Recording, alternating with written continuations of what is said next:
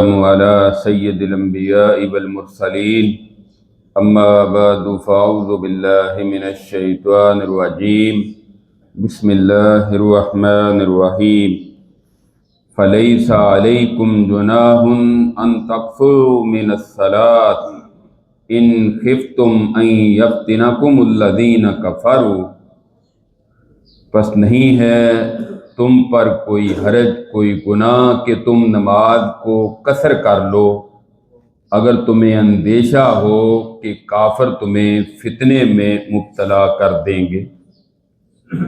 قرآن کریم کی اس آیت مبارکہ میں نماز قصر کرنے کا ذکر ہوا ہے، اور یہ اللہ تعالیٰ کی طرف سے بندوں کو رخصت دی گئی ہے کہ سفر کی حالت میں وہ نماز قصر کر لیا کریں۔ تو نماز قصر کے کچھ احکام و مسائل جو حدیث میں بیان ہوئے ہیں وہ اختصار کے ساتھ ذکر کرتے ہیں۔ نماز قصر کہتے ہیں کہ ظہر، عصر اور عشاء کی نماز کے 4 فرضوں کی بجائے 2 فرض ادا کرنا، یہ ہے نماز قصر، یا جسے ہماری زبان میں دوگانہ نماز بھی کہہ دیتے ہیں۔ سفر کی نماز، قصر کی نماز، فجر کی 2 سنتیں اور 2 فرض ہی رسول اللہ صلی اللہ علیہ وسلم نے ادا کیے، اور مغرب کے 3 فرض ہی پڑھے ہیں۔ باقی تینوں نمازوں کی 4 رکعت کی بجائے 2 رکعت پڑھنا یہ قصر ہے۔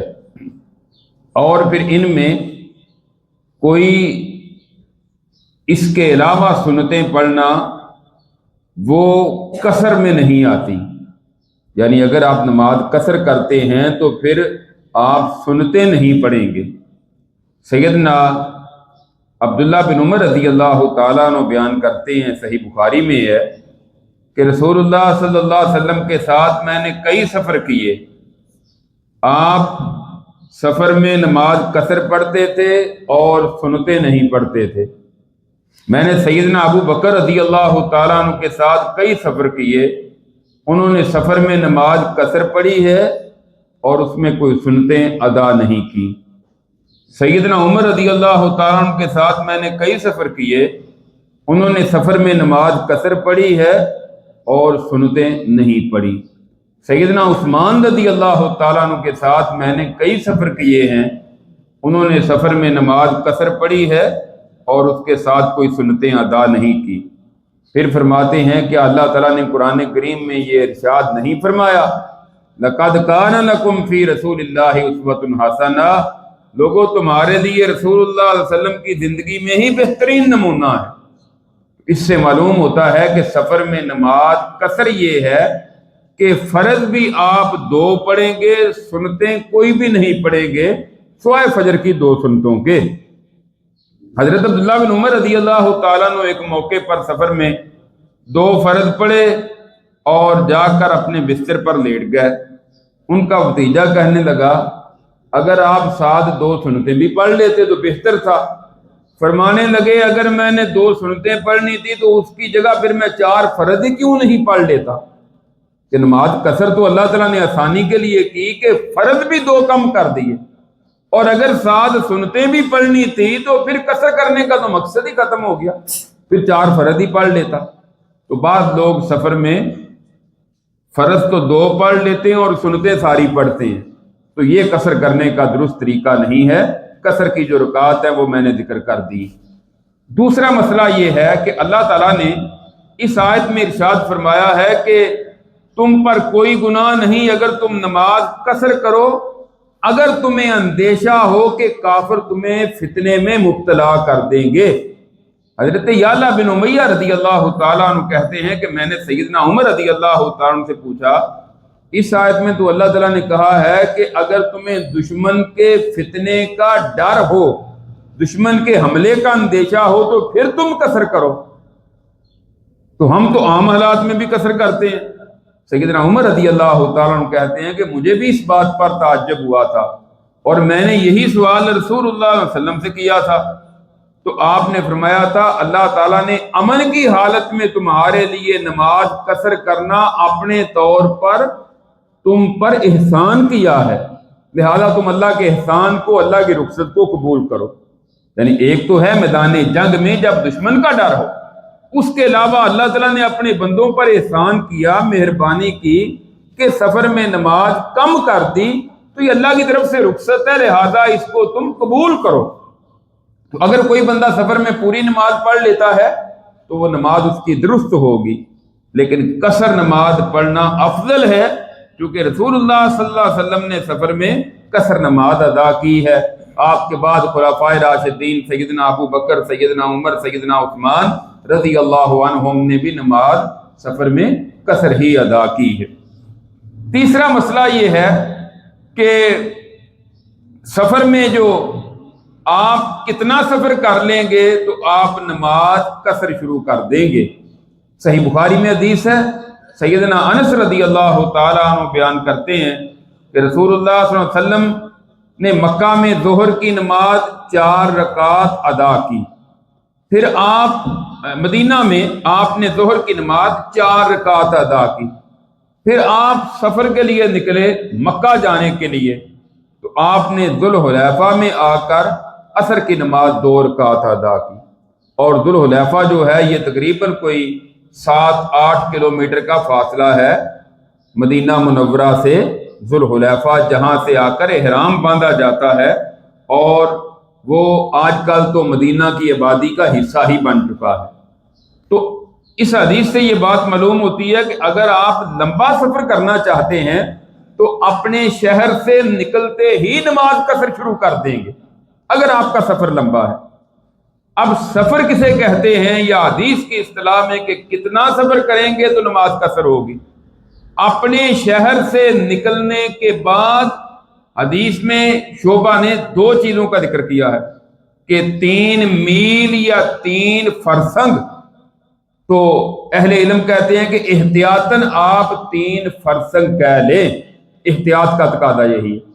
اور 3 فرسخ جو ہے وہ ٹوٹل 9 میل بنتے ہیں، تو 9 میل جو اس دور میں اربوں کے تھے، اگر ہم موجودہ اپنے کلومیٹر میں ان کو کنورٹ کریں تو وہ تقریباً کوئی 23 کلومیٹر کے قریب سفر بنتا ہے۔ تو اگر آپ اپنے شہر سے نکلنے کے بعد 23 کلومیٹر سفر کرتے ہیں تو پھر آپ نماز قصر کریں گے اگر آپ کا اتنا سفر ہے۔ شہر کے اندر آپ سفر جتنا مرضی کریں وہ آپ کی نماز قصر نہیں ہوگی، کیونکہ وہ مسافر ہی نہیں ہے۔ اب یہاں سے کوئی بندہ بحریہ ٹاؤن جائے تو وہ یہ تو نہیں کہتا کہ میں سفر پر جا رہا، تو جو سفر ہے نماز اس میں قصر ہے۔ تو اگر لمبا سفر ہے، یہاں سے کوئی اسلام آباد جا رہا ہے تو وہ لاہور سے نکلتے ہی قصر شروع کر دے گا، اور واپسی میں بھی قصر ہی کرتا رہے گا یہاں تک کہ اپنے شہر میں داخل ہو جائے تو پھر قصر ختم ہو جائے گی۔ چوتھا مسئلہ یہ ہے کہ وہاں جا کر کتنے دن قیام کرے گا تو نماز قصر کرتا رہے گا۔ اس کے متعلق صحیح بخاری میں حدیث ہے کہ رسول اللہ صلی اللہ علیہ وسلم مدینہ سے مکہ آئے اور آپ نے 19 دن قیام کیا ہے اور آپ نماز قصر کرتے رہے ہیں۔ ایک دوسری حدیث میں آپ کے ایک سفر کا ذکر ہے کہ آپ نے 14 دن قیام کیا تو آپ قصر کرتے رہے۔ ایک تیسری حدیث میں 3 دن کا ذکر ہے۔ تو یہاں علماء اپنے اپنے طور پر بعض جو موقف ہے اس کو زیادہ راجع اور احتیاط کا تقاضا قرار دیتے ہیں، کہ وہ کہتے ہیں کہ اگر تو آپ نے کسی جگہ جا کر 3 دن قیام کرنا ہے تو پھر آپ نماز قصر کرتے رہیں گے وہاں جا کر بھی، اور اگر آپ نے 3 دن سے زیادہ قیام کا ارادہ ہے تو پھر آپ سفر میں تو قصر کریں گے لیکن وہاں جاتے ہی نماز مکمل پڑھنی شروع کر دیں گے۔ یہ دوسرے کہتے ہیں نہیں 14 دن والا، تیسرے کہتے ہیں 19 دن تک آپ کسی جگہ قیام کریں گے تو وہاں آپ نماز قصر کریں گے، اور اگر 19 دن سے زیادہ ٹھہرنے کا ارادہ ہے تو پھر آپ نماز مکمل پڑھیں گے۔ بہرحال اگر احتیاط پر بھی رہیں تو 3 دن اگر آپ نے کسی جگہ جا کر قیام کرنا ہے تو پھر آپ نماز قصر کرتے رہیں، اور اگر 3 دن سے زیادہ وہاں رکنے کا ارادہ ہے تو پھر وہاں جا کر نماز مکمل پڑھنی شروع کر دیں۔ ہاں بعض اوقات ڈاؤٹ ہوتا ہے بندے کو، کنفرم نہیں ہوتا کہ میں نے کتنے دن رہنا ہے، اس کے متعلق غزوہ تبوک کا واقعہ ہے، بلکہ ایک صحابی نے پوچھا تھا کہ ہم خراسان کے علاقے میں جہاد کے لیے جاتے ہیں تو ہم وہاں کتنے دن قصر کریں، چونکہ پتہ نہیں ہوتا کہ صبح فتح ہو جائے واپس چلے جائیں گے، صبح کامیابی مل جائے واپس چلے جائیں گے۔ تو دوسرے صحابی نے فتویٰ دیا کہ ایسی صورت میں آپ خواہ 10 سال بھی وہاں رہیں نماز قصر کرتے رہیں گے۔ بعض اوقات ایسا ہو جاتا ہے، بندہ یہاں سے ویزا لگوانے کے لیے اسلام آباد گیا، ہر روز ہوتا ہے کہ صبح ویزا لگ جائے گا، وہاں آپ کے 15 دن لگ گئے، 20 دن لگ گئے۔ اب جب تردد ہے، شک ہے، واپسی کا کنفرم نہیں ہے، تو پھر آپ جتنے دن وہاں قیام کریں گے آپ نماز قصر کرتے رہیں گے۔ تو یہ ہے نماز قصر کے چند ایک مسائل۔ دوسرا مسئلہ یہ ہے کہ سفر میں نماز جمع کرنا اور حضر میں نماز جمع کرنا، اس کی کیا حیثیت ہے؟ ایک تو ہے کہ سفر میں نماز جمع کرنا، کہ آپ سفر میں ظہر اور عصر دونوں نمازیں جمع کر سکتے ہیں، مغرب اور عشاء دونوں نمازیں جمع کر سکتے ہیں۔ اور اس کے متعلق حدیث میں آتا ہے کہ غزوہ تبوک کے سفر میں رسول اللہ صلی اللہ علیہ وسلم اگر تو زوال سے پہلے سفر شروع کر دیتے تو پھر آپ ظہر کی نماز کو عصر تک لے جاتے، پہلے ظہر پڑھتے عصر کے وقت اور بعد میں عصر پڑھ لیتے۔ اسی طرح اگر مغرب سے پہلے سفر شروع کر دیتے تو مغرب کو عشاء تک مؤخر کر لیتے، عشاء کے وقت میں جا کر پہلے مغرب پڑھتے اور بعد میں عشاء پڑھتے۔ اور اگر آپ سفر زوال کے بعد شروع کرتے، یعنی ظہر کا ٹائم ہو چکا ہے، پھر آپ پہلے ظہر پڑھتے، ظہر کے وقت میں ساتھ ہی عصر پڑھ لیتے۔ اسی طرح اگر آپ مغرب کے وقت سفر شروع کرتے تو پہلے مغرب پڑھتے اور پھر مغرب کے وقت میں ہی آپ عشاء کی نماز بھی پڑھ لیتے۔ اسی طرح حج کے موقع پر بھی آپ نے کیا ہے کہ میدان عرفات میں ظہر اور عصر کی نماز دونوں 2 رکعت کر کے قصر پڑھی ہیں اور جمع کر کے پڑھی ہیں، اور واپسی پر ذوالحلیفہ کے مقام پر آپ نے مغرب اور عشاء دونوں نمازیں عشاء کے وقت میں جمع کر کے پڑھی ہیں اور قصر کر کے پڑھی ہیں۔ تو یہ مسئلہ تو واضح ہوا کہ سفر میں بندہ ظہر اور عصر کو، مغرب اور عشاء کو، ان دونوں میں سے کسی کے ٹائم پر بھی دونوں نمازوں کو جمع کر سکتا ہے۔ اللہ تعالیٰ نے یہ آسانی دی۔ باقی رہ گیا مسئلہ کہ حضر میں، یعنی بغیر سفر کے اپنے گھر میں ہے، اپنے علاقے میں ہے، تو پھر کیا وہاں نماز جمع کر سکتا ہے؟ اس میں ایک تو ہے کہ بعض لوگ دکان پر بیٹھے ہوئے ہیں، کاروبار چل رہا ہے، چلو اگلی نماز کے ساتھ نماز پڑھ لیں گے۔ یہ ایسا کرنا درست نہیں ہے، یہ سخت گناہ ہے نماز کو اس کے وقت سے آگے لے جانا اور نماز کو نظر انداز کر دینا، یہ سخت گناہ ہے۔ نماز کو اس کے وقت پر ادا کرنا چاہیے۔ ہاں کوئی شرعی عذر ہے یا کوئی مجبوری ہے یا کبھی کبھار بندے کے لیے کوئی زیادہ اہم معاملہ ہے، اس کو خطرہ ہے کہ میری نماز کا ٹائم گزر جائے گا، پھر وہ 2 نمازوں کو جمع کر سکتا ہے۔ اس کے متعلق بھی حدیث میں آتا ہے کہ رسول اللہ صلی اللہ علیہ وسلم نے مدینہ میں 2 نمازیں جمع کی ہیں، یعنی کبھی کبھار آپ عشاء کی نماز کو مغرب کے ساتھ یا مغرب کو عشاء کے ساتھ، ظہر کو عصر کے ساتھ یا عصر کو ظہر کے ساتھ، کبھی کبھار شرعی عذر کی بنا پر یا مجبوری کی بنا پر۔ یہ معمول نہ بن جائے کہ ہم نے ظہرین پڑھنی اور مغربین پڑھنی، کہ ظہر عصر بھی اکٹھی اور مغرب عشاء بھی اکٹھی، ایسا کرنا درست نہیں ہے۔ بلکہ کبھی کبھار آپ کسی مجبوری یا شرعی عذر کی بنا پر، اب آپ ٹریفک میں اپنے محلے میں یہاں چوک میں پھنس جائیں، نماز لیٹ ہو رہی ہے، وہاں گاڑی چھوڑ نہیں سکتے، اب 2 نمازیں آپ جمع کر کے پڑھ لیں۔